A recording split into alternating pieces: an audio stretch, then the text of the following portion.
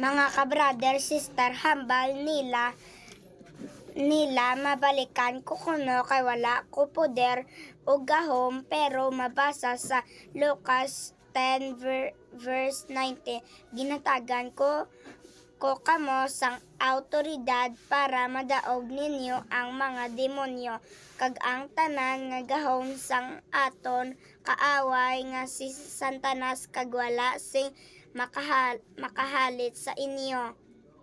Mga ka-brother, sister, kuha na kamo dan tubig kay mapriling na ta. Pater Noster,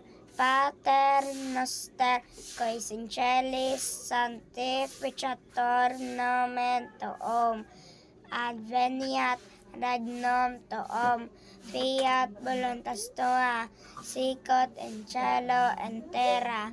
Panem nostro quotidianum de nobis ovia dipita nobis dipita nostra, dimittimus dimitteribus nostris, cadneno enducas incantationem, sed liberanos a malo.